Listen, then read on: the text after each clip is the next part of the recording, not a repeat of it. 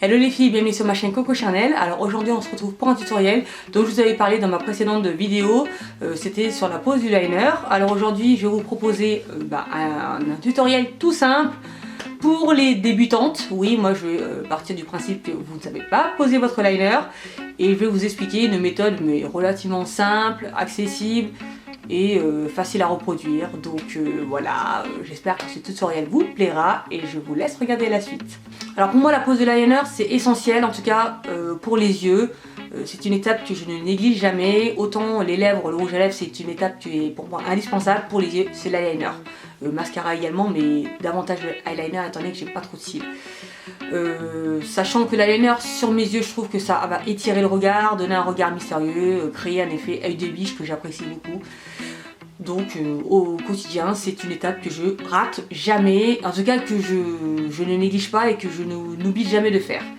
Voilà, après chacun ses goûts, certaines préfèrent poser juste du mascara, certaines préfèrent privilégier les lèvres. Moi c'est les lèvres et les yeux. Voilà, donc je vais vous présenter les éléments qui sont selon moi indispensables ou que vous pouvez utiliser pour appliquer votre liner. Donc dans un premier temps c'est le crayon Kohl, enfin en tout cas un crayon noir lambda. C'est pas la méthode la plus élégante, vous n'aurez pas énormément de précision avec un crayon, mais en tout cas ça vous évitera les bavures et pour démarrer c'est plutôt pas mal. En tout cas quand on est ado, je trouve que le crayon noir c'est vraiment le plus simple, mais vous n'aurez pas quelque chose de très joli, étant donné que la mine s'épaissit très facilement lorsque vous appliquez votre liner, vous n'aurez pas quelque chose de très précis ou de très graphique. Donc c'est pas la méthode la plus jolie en soi. Mais pour démarrer, ça peut être pas mal. La seconde méthode qui selon moi fonctionne mais vraiment super bien, c'est l'eyeliner gel. Donc voici comment il se présente. Voilà, c'est un liner avec une texture gélifiée. Vous aurez un rendu mais vraiment très intense. La texture ne glisse pas, ne coule pas. En général, ça sèche très vite. Et vous avez pas mal de précision, notamment en utilisant un pinceau eyeliner. Donc moi j'utilise généralement le 210 de chez MAC. C'est un pinceau eyeliner avec une pointe vraiment très fine, donc une très bonne précision et une très bonne application. Donc les deux, la combo des deux est vraiment excellente si vous voulez un bon trait de liner, vraiment parfait. Et si vous voulez démarrer, votre gel liner ne coulera pas, vous aurez rarement des bavures avec ce genre de texture. Vous avez également les liners liquides, donc c'est selon moi la méthode la plus efficace pour avoir un liner mais vraiment parfait. Mais je trouve que pour l'application, lorsqu'on démarre, c'est pas la méthode la plus simple. Ça nécessite un peu d'entraînement pour avoir un très beau rendu. Si vous avez un bon coup de main dès le départ, n'hésitez pas à l'utiliser parce que vous aurez un liner mais vraiment parfait, nickel. En tout cas, c'est la méthode que j'utilise le plus dorénavant parce que voilà, je me sens suffisamment à l'aise pour utiliser ce genre de texture. Donc moi, mon préféré c'est le NYC Liquid Liner qui est pour moi le meilleur au monde, je vous l'ai déjà dit. Je trouve que l'application est vraiment top. Il sèche vite, vous pouvez moduler l'épaisseur. Moi qui apprécie les liners un peu épais, avec une virgule assez travaillée, j'utilise toujours celui-ci, il me convient mais vraiment parfaitement.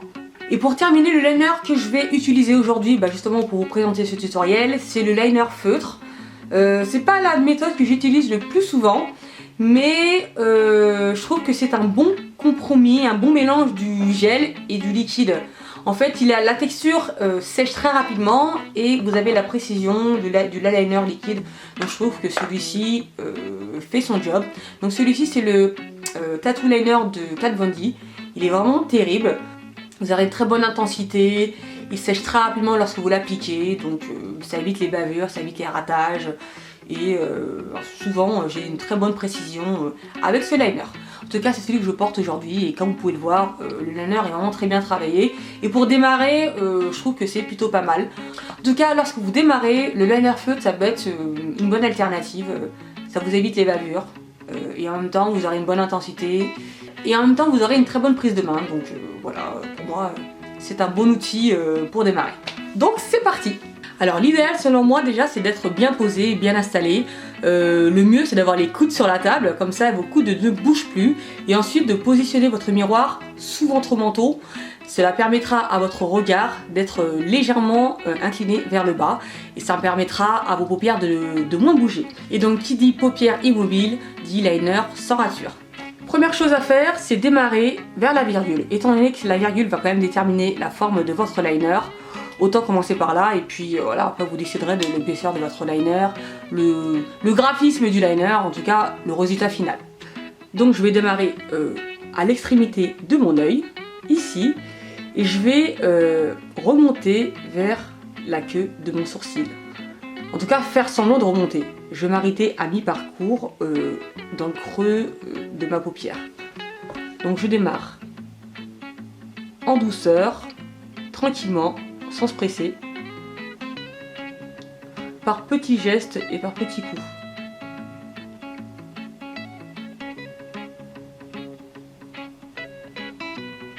On n'est pas pressé.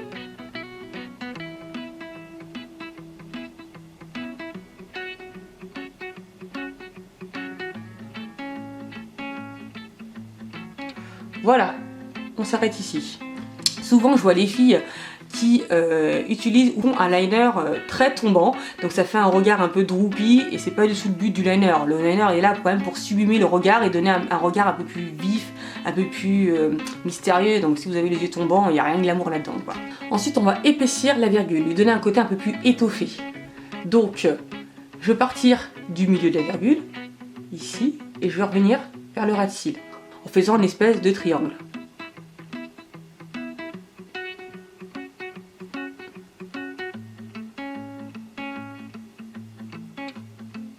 Voilà, là j'ai fait quelque chose de fin, mais on repassera s'il le faut. Donc là vous avez vu, le triangle est fait, mais le liner n'est pas rempli. Donc là je vais commencer à colorier la zone. Donc c'est tout simple, hein, on fait des petits, on fait par petits coups, on prend son temps. C'est la partie la plus simple, hein, remplir un peu les trous.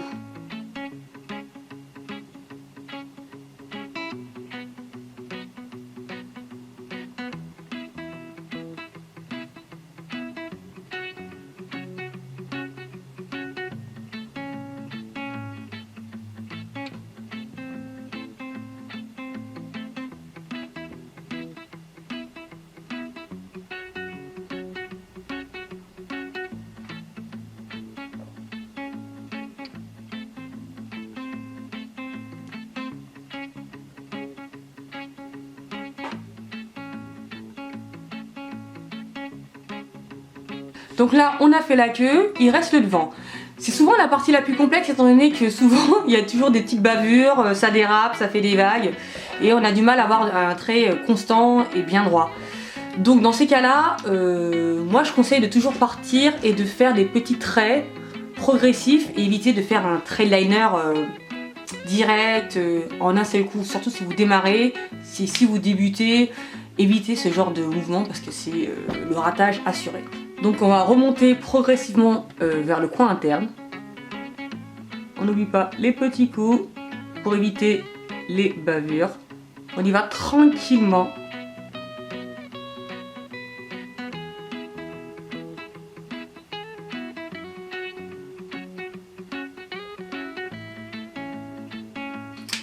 Donc là j'ai presque terminé, je veux que ce trail liner soit suffisamment semblable à celui-ci, donc il faut que ce soit quand même bien symétrique. Donc s'il faut y passer 2 heures, j'y passerai 2 heures.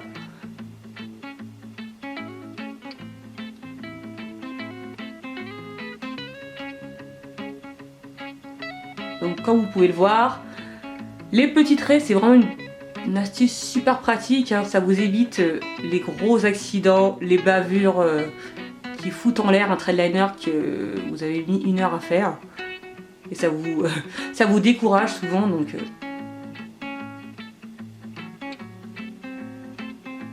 je vous conseille vivement cette méthode.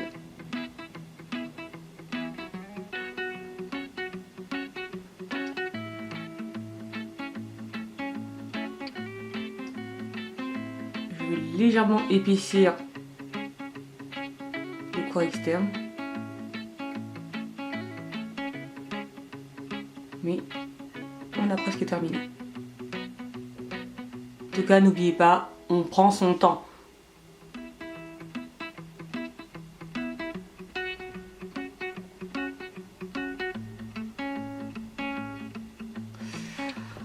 Voilà. Donc je pense que mes deux liners sont symétriques. Ensuite, moi j'aime bien appliquer un peu de crayon noir sur la muqueuse supérieure pour accentuer un peu les zones un peu vides du ras de cils, en tout cas du cil.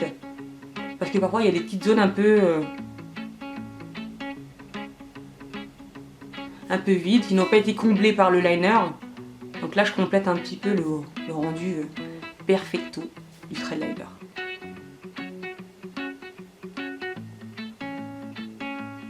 Mais voilà, j'ai terminé. J'ai rajouté ensuite des faux cils parce que avec un joli thread liner, des faux cils ça donne un regard vraiment glamour, œil de biche que j'apprécie beaucoup.